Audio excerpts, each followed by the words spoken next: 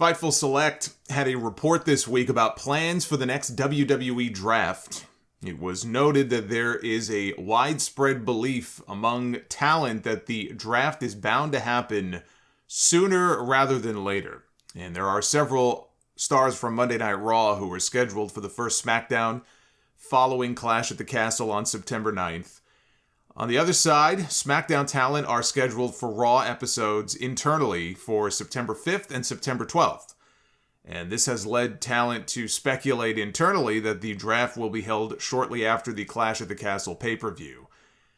Talents have not had this confirmed to them yet, but there have been other things that they have said that have led them to believe that, in fact, the draft is coming up very soon. And Fightful is told that writers have noted that repackages are also more likely following those dates.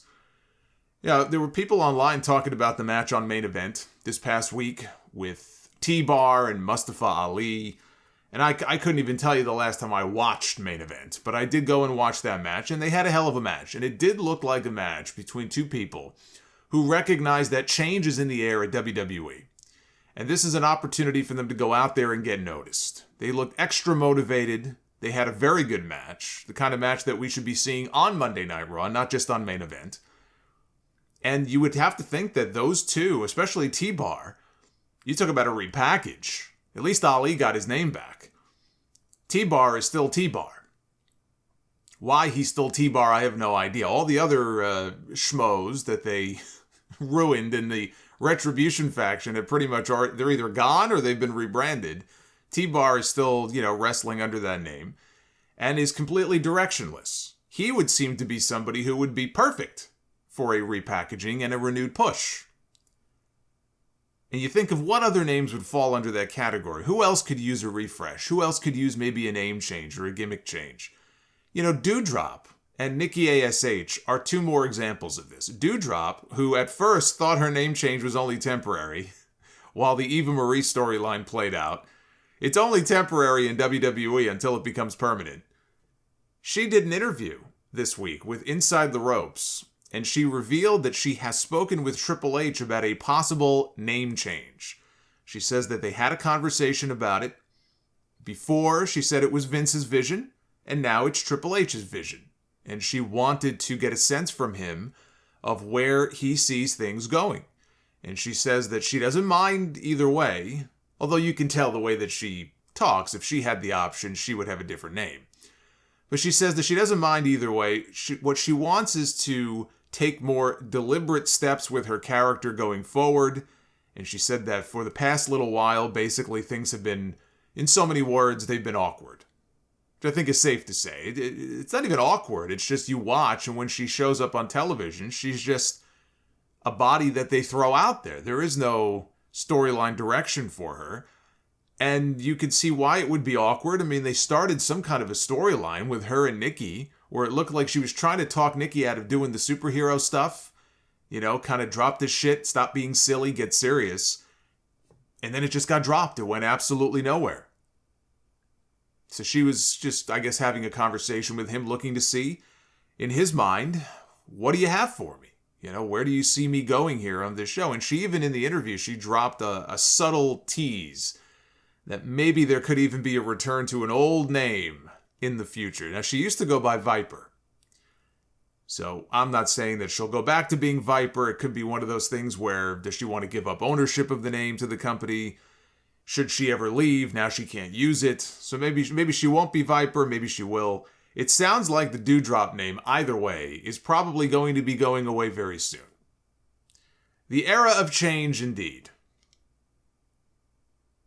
Now, I was never a fan of doing the draft so close to Survivor Series, especially with the brand supremacy stuff. You have somebody drafted in October from one show to the other, and the next month it's like, what was that fucking movie? Braveheart, they're ready to fight to the death for this brand that they just got switched to 28 days before. It's just so dumb.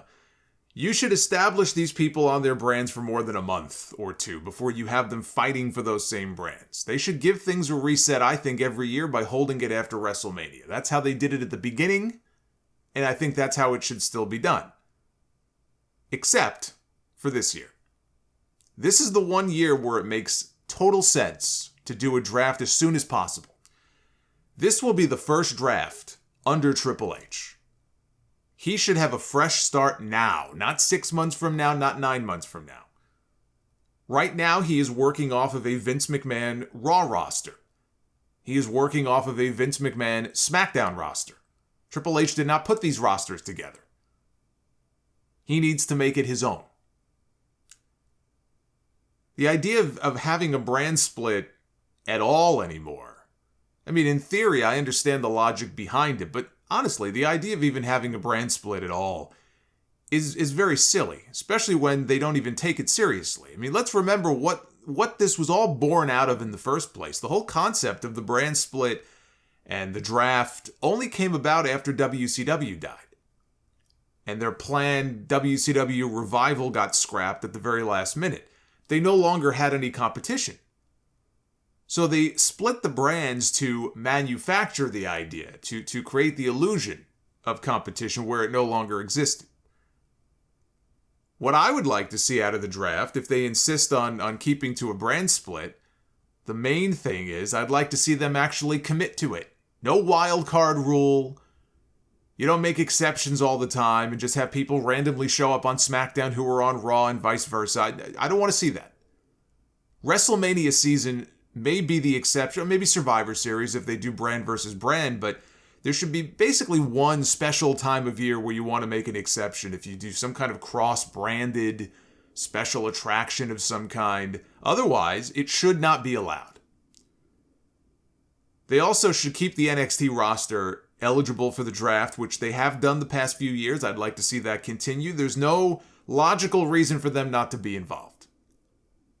I think they should designate 3 people to officially represent each brand. You can call them general managers if you want to. You can give them some other title. It doesn't matter. You know, the GM concept was so tired. I was so happy when they finally scrapped it. But for the purposes of a draft, they should have somebody representing each brand so they can handle trades, other transactions, right? And show the war room and try to make it fun. You know, try to make it a little more realistic and fun to follow. I think that would just make it so much better. You know, making War Games a main roster gimmick for Survivor Series, Raw versus SmackDown, with the winning brand winning something tangible like future draft picks or extra Royal Rumble spots. To me, that's a no-brainer. It's why I've been talking about it for so many years. Maybe now we'll finally start to see some of these things. But if you're going to do a draft and you're going to maintain a brand split, the key thing above and beyond anything else, treat it like one. Take it seriously and don't have the constant crossover between brands unless there's a really good reason for it. Otherwise, it just defeats the whole concept of having a split.